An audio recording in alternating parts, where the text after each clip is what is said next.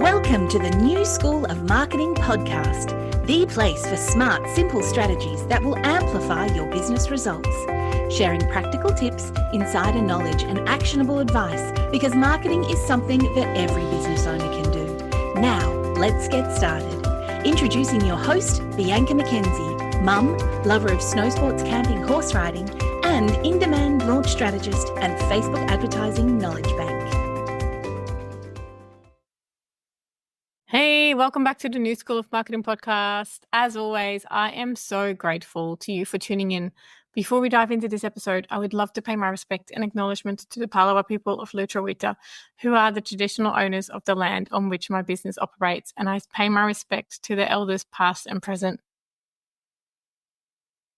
In this episode, I want to talk about the art and the science of building a personal brand that not only gets noticed, but really, truly resonates with your audience.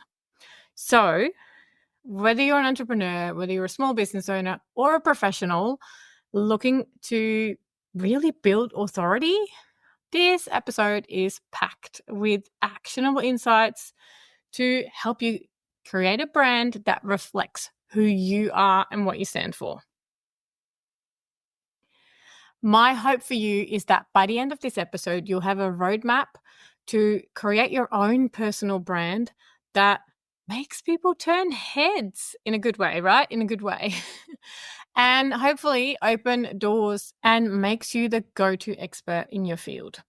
So let's talk about how to stand out, how to stay authentic, and to really build a brand that builds trust, but it also stands the test of time. I don't actually talk about this very much, but I really love talk about personal branding. It's like one of my favorite topics because it's all about turning who you are into your unique advantage. And let me tell you a quick story. Years ago, I met someone who built an entire business simply by showing up online as her authentic self. She didn't have a fancy logo, didn't have a perfect website. She just had a clear message. She had consistent content and just a way to connect with people that just made her unforgettable. And that is the power of personal branding. And I want to share a little bit of that with you. Now, I am absolutely not a branding expert, but I'm sure that you know someone and you kind of just go, oh, yes, so-and-so. Or you might not even know their name, but, like that lady in purple, like, that kind of stuff. So let's talk about what personal branding is first. Personal branding is basically the way people perceive and remember you. That's why I said, the lady in purple, because some people just almost unknowingly build a personal brand because they love a certain color or they love colors. Like my daughter's primary school teacher, she's always like in super bright, beautiful, standout, bold dresses. And she always has these like funky earrings in. Like some people just like naturally build a personal brand. So it is basically the way people perceive and remember you. It's what comes to mind when someone hears your name or sees your content. Sometimes I see someone's content and I'm like, oh, that's so-and-so's content because you just recognize it. You just know it. Now, let me be really clear. A personal brand isn't just a logo or a pretty Instagram feed. It's basically the essence of who you are. It's your voice, your values, your unique perspective. And in today's crowded market, having a strong personal brand or a strong brand, if you're a business, it's not optional. You have to have a strong personal brand or a strong brand to stand out. And yes, sometimes a logo can be part of that. Colors can be part of that, but it's so much more. It often is also how you present yourself, how you speak, the words you say, the message you share, your values. Like it's like the whole package. So to build a standout personal brand, there's 5 pillars. Pillar number 1 is clarity. Really, I should give you some time to grab a piece of paper or whatever to write this down. So clarity. So know your mission, know your vision, know your values. What do you stand for? What impact do you want to make? Number 2 is authenticity. Be yourself. People are really drawn to real stories, real personalities. Besides, it is such hard work to be someone that you are not.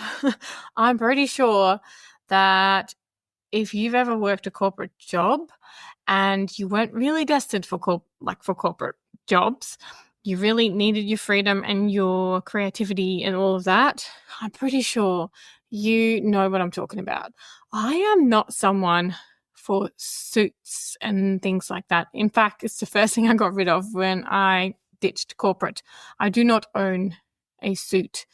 You find me most of the time in jeans and boots, and that's how I show up for my clients. It's how I show up for my mentees. So, authenticity, be yourself, because it's too hard to be someone else. You're not. Number 3 is consistency. Keep your message and your visuals cohesive across all platforms. Like your message, you almost should be feeling like you're just repeating yourself because your message is the same and over and over and over and over in a way. Like I'm not saying say the same thing over and over, but your message and your visuals, the way you present yourself, it's cohesive across the board. Number 4 is visibility. Show up regularly, and whether it is through blog posts, through videos, through speaking gigs, to be top of mind, people need to hear and see you. This is why I stick to my weekly podcasting. This is my way to be visible. I know it's not visible as in you can see me with your eyes, but I'm showing up regularly. You need to stay top of mind. And number 5 is engagement. Build relationships. So make sure that you reply to comments, answer questions, connect with your audience in a genuine way. Now, if you want to start building your personal brand, here's how you can do that today. Firstly, you need to identify your niche and your audience. Who are you speaking to? What problems do you solve for them? So this is literally like the first step of what you're doing. Then you need to audit your online presence.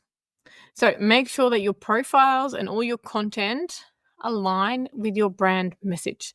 And I love that I'm sharing this at the start of the year because, not that there's ever a right time, but it's a good time to do it now. So, go through all of your online content, give it an audit, make sure that everything is aligned. The next one is to develop your unique selling proposition. It's a marketing term, your USP, your unique selling proposition. What sets you apart?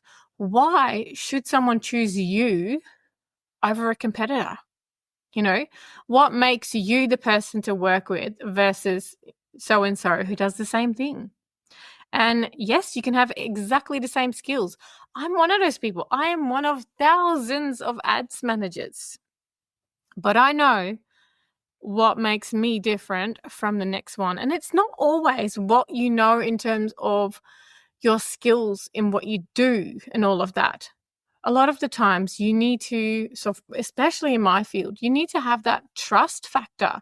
And that could be a piece of it. The way you show up and the way you speak and the way you share your values, that could be the thing that sets you apart. Not necessarily your skill set, because, so-and-so might do exactly the same thing, but that person is not you. So what sets you apart? Why should they choose you? The next one is create quality content. So make sure that you share insight tips, tell stories that both show your expertise, but also your values. Because like I said, 10 people could do the same qualification. They got the same skills because they learned the same thing, but they are 10 different people. So make sure that you really share your values and share your stories as well as your tips and your insights and your expertise. The next one is to leverage social proof. So you really want to collect testimonials and share those. You might want to do some collaborations and also case studies. All of these pieces build trust. Like, it's one thing to say, hey, I can do X, Y, Z, but it is 10 times more powerful if some of your clients say, hey, she or he, if you're a he listening, does blah, blah, blah. And just to get that trust factor. So definitely leverage that social proof. And the last one is network like a pro. I know it's not for everyone, even if you do it online, but if you can, attend events, join groups, connect with peers, connect with leaders in your industry. Just connect. And I don't really care how you do it, whether you're more comfortable doing it online or whether you're okay going to live events. I'm somewhere in the middle. I go to events and I literally just give myself a kick in the bum and I literally give myself a little talking to and say, hey, B, it's okay. They're people, go and talk to them. And so many opportunities have popped up that way. So sometimes you just got to push through and just do it. Now, even the best intentions can go astray. So I also want to talk about some common pitfalls to avoid. And I see this a lot with beginner businesses or people I don't know. It's just, I guess it's in our nature. We want to help. That's just in our nature. But these are the things that can go wrong when you try to do that. One is to try appeal to everyone. And I know it's so hard because you want to help that person and you want to help that person, but they're not the same people. Which is you can still help them, but if you try to speak to everyone, you're in a way speaking to no one. So the more specific that you get about your audience, the stronger your brand is going to be. It's like that sort of perfect sweet spot between you, your authenticity, your values, your message, and then knowing who your ideal client and your ideal audience is. Another one is inconsistency in your messaging or visuals. Like if you just keep chopping and changing this and that, it just confuses your audience. So consistency is super, super, super important. Another one is really perfection. People want progress, not perfection. So ditch the perfectionism. I always say done's better than perfect. It doesn't need to be perfect. I've seen so many people that literally go, I have to wait until I have so-and-so photo shoot and I've got my makeup done and this and that. People don't want that. They really don't. They just want the raw, real, honest person. So don't worry about wearing makeup, whatever, or have, the glam photo shoot. Great for your website. I do agree with that. But you don't need it. And then another one is neglecting engagement. It's not just about talking. It's also about listening and about connecting.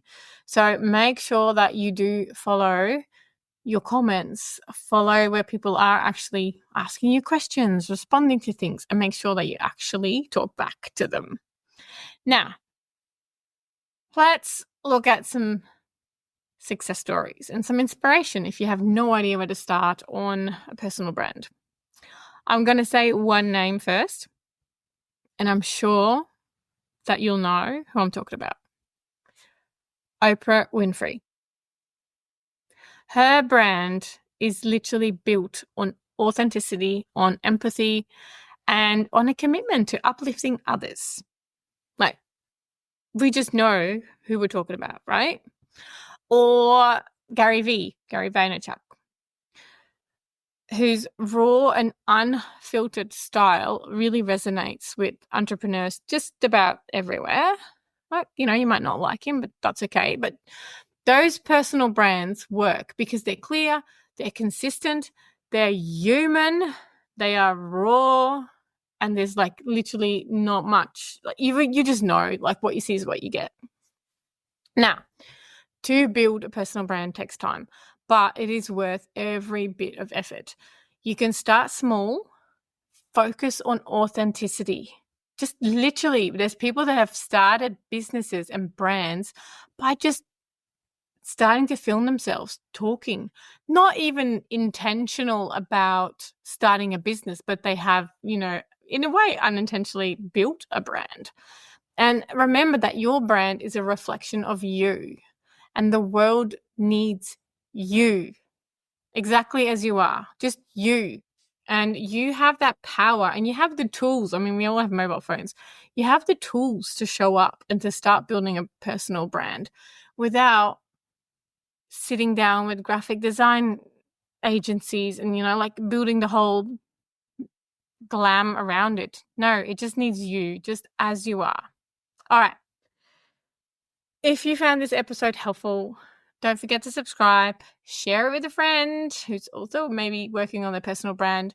And remember, I have free resources. So if you are ready to take your business to the next level, and I'm mostly talking about Facebook and Instagram advertising here, but head to newschoolofmarketing.com where you'll find practical and free resources. And if you want to grow a business, but you don't want to spend all your time on slow and unpredictable organic social media, then the Aim for Ads Academy is for you. It's the place to learn to be seen by your audience, attract the right leads, and turn them into paying customers with my proven 4 ad stack method. Plus, as a part of the program, you'll have one-on-one access to me, and I'm a marketing strategist with over 10 years of experience so that you don't have to navigate ads alone. I'm here to help you be seen. I help you attract leads and get more paying customers. Now, make sure you subscribe to the podcast so that you never miss an episode. And I can't wait to keep this journey going with you. Until next time, take care and market your business every day.